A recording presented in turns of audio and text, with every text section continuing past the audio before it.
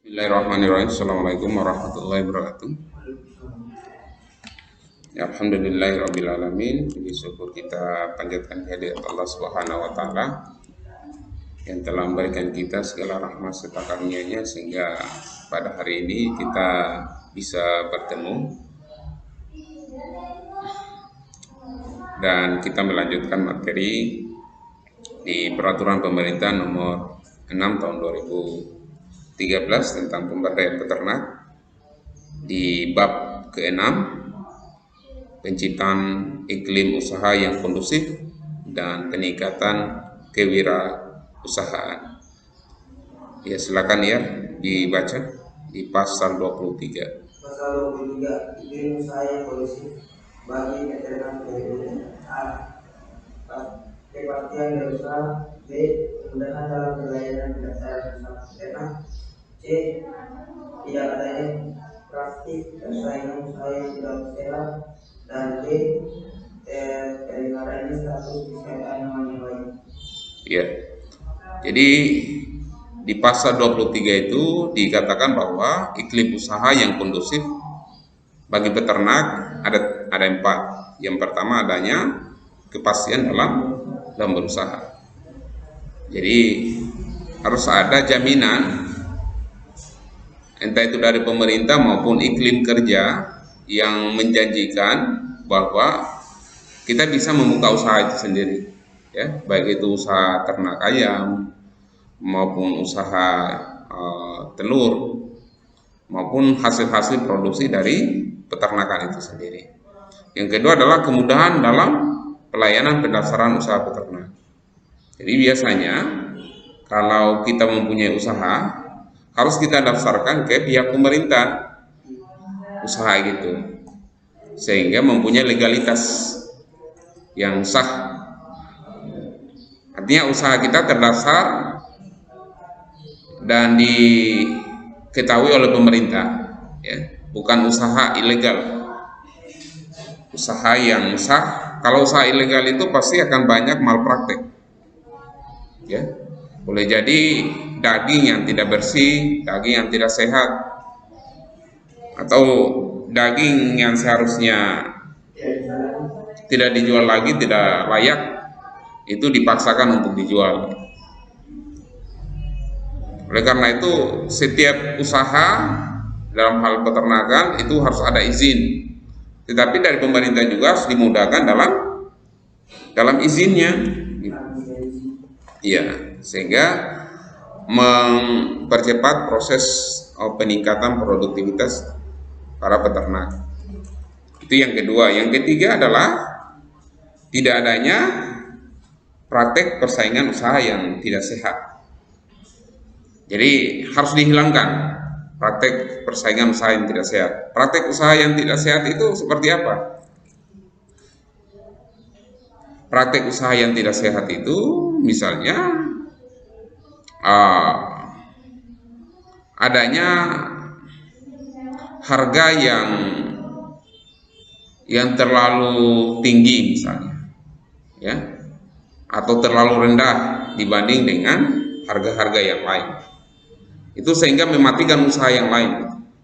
Misalnya saya dengan Ia punya usaha nih, saya punya usaha agen, Ia punya usaha kecil-kecilan misalnya. Kita berdampingan nih. Kemudian saya bermain dalam hal harga. Misalnya harganya jauh lebih murah daripada Ia. Maka orang akan berbondong-bondong ke saya gitu.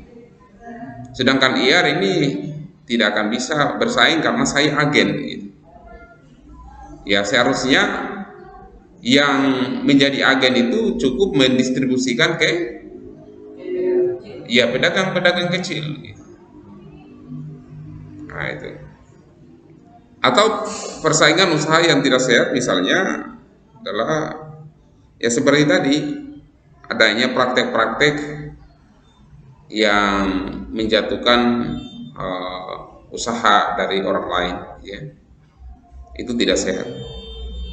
Kemudian yang D adalah terpeliharanya status kesehatan hewan yang baik. Jadi bukan hanya sekedar kepastian adanya usaha, kemudian usaha itu didaftarkan, kemudian adanya persaingan yang sehat, ya, di mana ada harga yang kondusif, kemudian kualitas produk juga yang terjamin, kuantitas juga yang tersedia yang memadai, tetapi juga hewan yang kita pelihara atau produk dari ternak kita ini harus dijamin kesehatannya. Jangan sampai kita jual daging busuk gitu, atau telur busuk gitu. Nah, sekarang ini sudah cukup banyak para pedagang-pedagang telur, ya, yang mensortir. Dulu itu masih banyak pedagang telur yang menjual telurnya dalam kondisi busuk gitu. Sekarang sudah disortir, sudah banyak yang mensortir telur yang busuk, sehingga pada saat ke para pembeli itu lebih memuaskan. Hanya ya kalau pecah itu kan itu kondisi karena dalam perjalanan saja, karena kebanyakan warga Kota Bau-Bau tingkat konsumsi telur itu sangat tinggi, sementara produksi telur yang ada di Kota Bau-Bau masih kurang, sehingga didatangkan dari luar kota. Maka dalam proses perjalanan itu ya terjadi ada yang pecah, ada yang retak dan sebagainya. Saya kira itu hal yang biasa dalam proses perdagangan. Tetapi hewan, misalnya kambing misalnya. Kambing ini kalau dijadikan hewan kurban kan tidak boleh berpenyakit kan? Tidak boleh cacat. Gitu. Tidak boleh berpenyakit, tidak boleh cacat. Harus dalam kondisi sehat, harus dalam kondisi baik, sesuai dengan umur yang sudah ditetapkan. Makanya para peternak ini harus menjaga betul kesehatan hewannya. Ya, gitu. Jangan sampai hewan yang dijual itu dalam kondisi sakit. Dulu pernah ada penyakit namanya antraks. Saya kurang tahu, tapi di Indonesia terkena hewan ternak, kalau saya tidak salah sapi waktu itu, ya. Antraks itu bisa menyerang hewan ternak itu dan cepat mati, cukup ganas. Tetapi alhamdulillah virus antraks itu tidak menyerang manusia, dari manusia ke manusia, hanya menyerang hewan sendiri. Tetapi itu sangat berbahaya. Begitu juga dengan virus flu burung, itu cepat meninggal itu ayam atau ternak kita. Kemudian di pasal 24, silakan dibaca. Untuk menciptakan usaha yang kondusif sebagaimana dimaksud dalam pasal 23 A. Menteri menetapkan tempat pemasukan sarana produksi ternak dan produk hewan dari luar negeri untuk melindungi sumber daya dan budaya ternak dari berbagai penyakit hewan akibat lalu lintas hewan dan produk hewan sesuai dengan kemampuan tindakan karantina, perlindungan sumber daya dan budaya, dan Menteri Gubernur dan Bupati atau Wali Kota sesuai dengan kewenangannya menetapkan program pemberdayaan ternak, kompensasi bagi hewan sehat yang berdasarkan pedoman pemberantasan wabah penyakit hewan harus didepopulasi untuk memutus rantai penyebaran penyakit hewan dan memfasilitasi peternak untuk melakukan diversifikasi. Ya, jadi pasal 24 itu untuk menciptakan iklim usaha yang kondusif sebagaimana pada pasal 23 sebelumnya, bahwa Menteri menetapkan tempat pemasukan sarana produksi ternak dan produk hewan dari luar negeri untuk melindungi sumber daya dan budidaya ternak dari berbagai penyakit hewan akibat lalu lintas hewan dan produk hewan sesuai dengan kemampuan tindakan karantina, perlindungan sumber daya dan budidaya. Jadi di sini dari pemerintah diharapkan mereka menetapkan tempat untuk produksi, ya, produksi, kemudian ada ternaknya di situ, kemudian produk hewan dari luar negeri. Nah, ini Ini yang menjadi menjadi wacana juga, menjadi diskusi yang cukup hangat terkait dengan kegiatan impor dari luar negeri.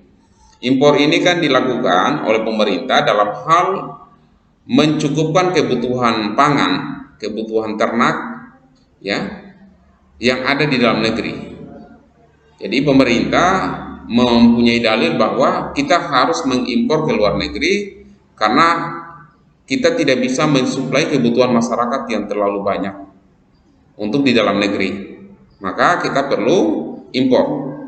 Tetapi permasalahannya, ada beberapa kasus yang terjadi di lapangan bahwa kita belum terlalu maksimal menciptakan lapangan pekerjaan bagi para peternak. Ada banyak lahan di Indonesia ini. Ternak bisa kita kembangkan, vitamin, bibit, dan lain sebagainya bisa kita adakan. Kalau katakanlah pemerintah konsen dalam melihat atau memberdayakan para peternak yang ada di lokal di Indonesia ini. Saya kira kalau kita di pemerintah punya konsentrasi untuk melihat peningkatan produksi ternak, kita tidak akan impor ternak dari luar negeri. Bahkan kita bisa ekspor ke luar negeri untuk menyuplai kebutuhan masyarakat luar negeri. Bisa kita produksi sapi dalam jumlah yang besar. Kita punya lahan, kita punya tempat yang sangat memadai, kita punya cuaca yang sangat kondusif bagi hewan ternak, baik itu sapi, kambing, domba, maupun ayam atau unggas lainnya, sangat kondusif di wilayah Indonesia. Tinggal political will, kemauan dari pemerintah untuk konsen dalam upaya memberdayakan para peternak. Kemudian yang ke-B itu adalah Menteri, Gubernur, dan Bupati Wali Kota sesuai dengan kewenangannya menetapkan program pemberdayaan peternak. Ya, jadi pemerintah harus membuat program pemberdayaan peternak. Bukan hanya sekedar membuat produk pemberdayaan peternak, kalau bisa menciptakan para peternak. Ya, ini kan kita masih banyak ini pengangguran, ya, di usia-usia produktif yang seharusnya anak muda mereka bisa produktif. Ya, masalahnya dari pemerintah belum maksimal dalam membuka lapangan pekerjaan bagi masyarakat, khususnya dalam bidang usaha ternak, ya, baik itu mereka sebagai peternak maupun sebagai pedagang ternak itu, hasil ternak itu sendiri.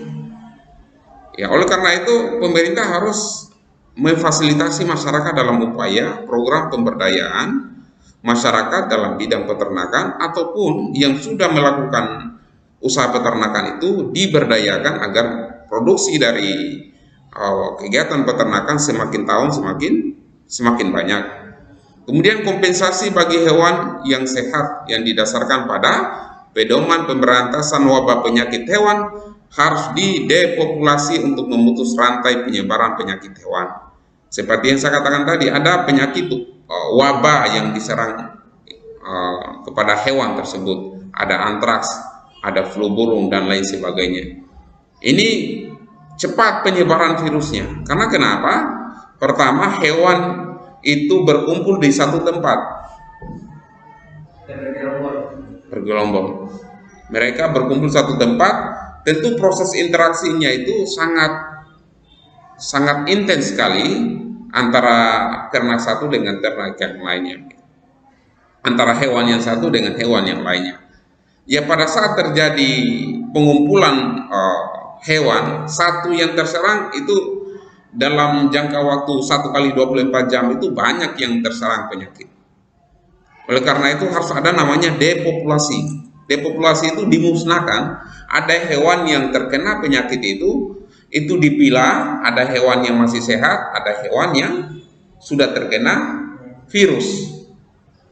Maka itu dipisahkan. Oh, sebagian yang batu ini karena di mana yang meletus dulu besar. Itu kenapa? Di apa? ayamnya masih proses produksi telur, jadi gagal.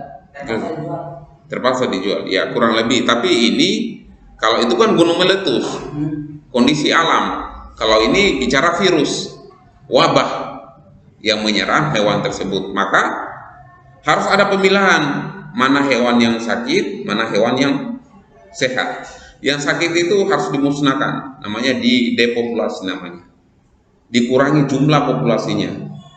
Sedangkan yang sehat itu ditempatkan di tempat yang steril, ya tidak ada lagi penyakit agar bisa berproduksi lebih baik lagi. Kemudian memfasilitasi peternak untuk melakukan diversifikasi usaha. Nah, jadi begini. Jadi ini begini, ya. Jadi kalau misalnya kita punya usaha ternak kambing misalnya, ya, atau sapi, kemudian ada penyakit antraks misalnya, maka pasti akan dimusnahkan itu. Iya, pasti akan dibakar atau dibunuh dan sebagainya. Atau katakanlah kita punya hewan ternak misalnya unggas ayam petelur misalnya, kena penyakit flu burung, wabah flu burung, maka itu akan terjadi populasi pengurangan populasi, depopulasi, dan pendapatan para peternak akan berkurang kan. Pada saat terjadi pendapatan yang berkurang bagi para peternak, maka pemerintah harus berpikir bagaimana membuka usaha lain selain dari ternak itu sendiri. Jadi diversifikasi usaha itu artinya meragamkan usaha. Jadi bukan hanya satu usaha, tetapi banyak usaha, lebih dari satu usaha. Misalnya ada ternak ayam, dimasukkan lagi ada ternak sapi, dimasukkan lagi ada ternak kambing. Supaya kalau katakanlah hewan ternak ayam ini terjadi kegagalan karena terserang penyakit, maka masih ada usaha-usaha yang lain. Namanya diversifikasi usaha, meragamkan usaha. Tapi kayaknya Pak, kalau peternak yang terkena penyakit itu terlalu kayaknya. Bisa jadi terlalu. Kenapa? Karena dikonsumsi saja dagingnya.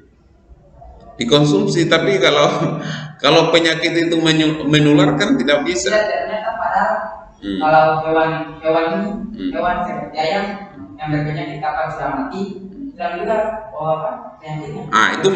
Itu masih jadi perdebatan karena ada yang dimusnahkan. Ini baru-baru yang flu burung ini kan banyak yang dimusnahkan, banyak yang dibakar hewan itu.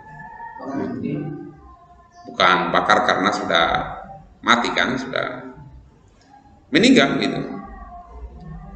Ya, ada yang mungkin ada asumsi bahwa ini masih hidup, kemudian mungkin masih dia berpenyakit tapi belum mati, disembelih cepat-cepat, kemudian dibakar, kemudian dibakar untuk dimakan kan gitu. Tetapi ini virus ini kita tidak tahu, karena virus ini virus yang baru. Oleh karena itu para peneliti pada waktu itu mengasumsikan kalau dikonsumsi di ayam atau unggas ini bisa jadi virusnya akan menyebar ke manusia. Ini kan seperti virus corona kan. Virus corona ini kan dari mana? Dari hewan, bukan dari manusia. Dari hewan, hanya karena manusia berbuat ulah, kadangkala makan tidak tidak masak, makan hanya mentahnya saja, kemudian virus masih ada di dalam tubuh hewan itu sendiri, maka terjadi pada saat dimakan, masuk di lambung, masuk di perut manusia, virus itu boleh jadi bermutasi. Pada saat terjadi mutasi dan berhasil virus itu bermutasi, beradaptasi dengan tubuh manusia, boleh jadi akan menyerang manusia, bukan hanya hewan tapi manusia juga akan terserang. Ini yang ditakutkan oleh para peneliti terhadap wabah yang baru yang belum diketahui seluk-beluk dari virus itu sendiri. Maka ada dua alternatif. Kalau katakanlah itu virusnya tidak berbahaya, boleh jadi. Kan di ternak juga kan ada virusnya kan? Tapi virus itu ada yang berbahaya, ada yang tidak kan? Manusia juga punya virus. Ada virus yang berbahaya, ada virus yang tidak berbahaya. Kalau dia tidak berbahaya, ada virus, kemudian ini misalnya unggas kita sakit, apakah kita harus bunuh? Tidak mesti juga. Boleh jadi mungkin sakitnya sakit biasa gitu. Kan begitu. Bisa dikasih vitamin, bisa dikasih obat, kemudian sembuh. Boleh. Tapi kalau misalnya mati mendadak, itu orang akan apa namanya? Takut mengkonsumsi hewan itu sendiri. Kalau mati mendadak, jangan sampai diracuni, jangan sampai memang ada virus yang berbahaya bagi tubuh manusia. Oleh karena itu, ya perlu ada depopulasi, dikurangi populasinya agar virus yang ada pada hewan tersebut tidak menempel ke tubuh manusia.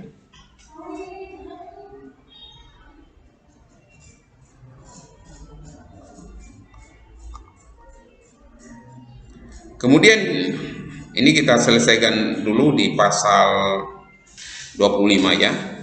Peningkatan kewirausahaan. Menteri, Gubernur, dan Bupati Wali Kota sesuai dengan kewenangannya meningkatkan kewirausahaan ternak melalui satu, pendidikan dan pelatihan. Jadi harus ada kegiatan pendidikan dan pelatihan bagi para peternak. Yang didatangkan adalah ahlinya, ahli dalam bidang ternak itu sendiri. Ya, boleh jadi dia ahli misalnya ternaknya, misalnya ternak sapi, belum tentu dia tahu tentang unggas. Boleh jadi. Kemudian ada penyuluhan dari pemerintah, ada pendampingan dari pemerintah kepada para peternak. Kemudian fasilitasi pengembangan kelembagaan peternak. Artinya bahwa bukan hanya ternaknya saja, bukan hanya manusianya saja yang dilatih, tetapi harus ada kelembagaannya dalam bentuk UB, dalam bentuk kelompok usaha bersama untuk menciptakan saling membantu antara peternak satu dengan peternak yang lainnya. Mungkin sampai di pasal 26 saja. Pasal 26, pendidikan dan pelatihan serta penyuluhan kepada peternak sebagaimana dimaksud pada pasal 25 huruf A dan huruf B dilakukan melalui A, pengembangan program pelatihan dan pemagangan, B, penetapan program dan rencana kerja penyuluhan. Ya.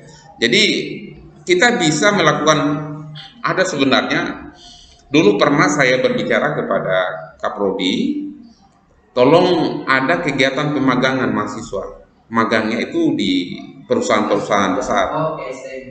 Iya.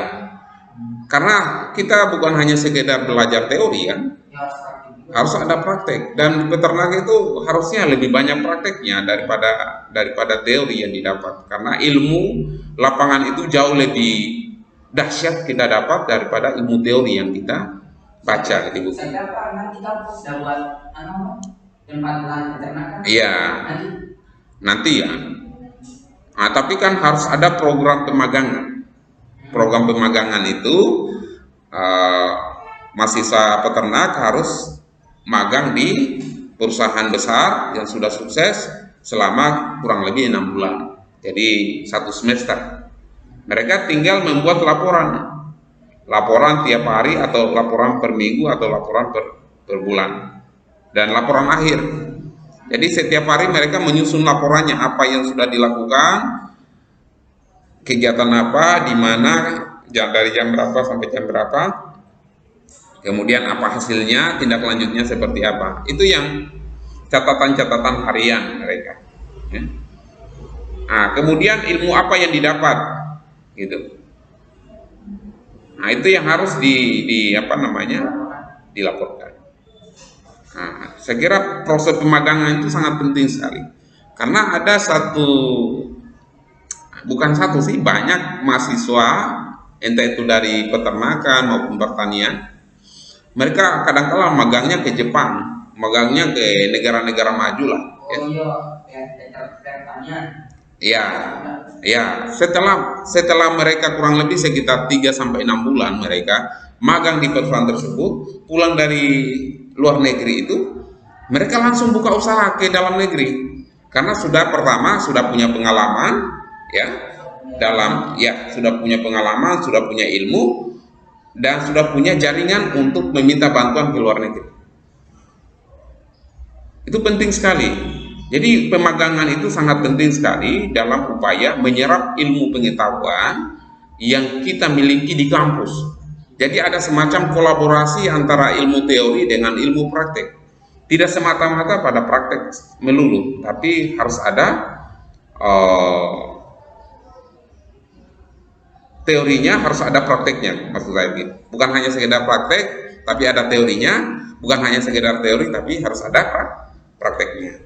Nah, kemudian kita buat juga dalam program, penetapan program dan rencana kerja penyuluhan. Itu perlu juga sebenarnya. Selain juga tugas dari pemerintah sebenarnya, ini juga tugas bagi kalangan akademik dalam upaya melakukan program kerja untuk penyuluhan kepada para peternak. Atau katakanlah bisa kita berguru menimba ilmu kepada perusahaan-perusahaan besar. Boleh gitu. Jadi sangat penting sekali kegiatan rencana kerja dalam praktek magang maupun kegiatan penyuluhan kepada para peternak ataupun pergi di perusahaan besar di peternakan agar bisa menambah ilmu pengetahuan, pengalaman, sekaligus membuat jaringan agar kita bisa membuka usaha dan usaha itu bisa dibantu lagi oleh perusahaan-perusahaan tersebut. Boleh jadi kita akan seperti itu.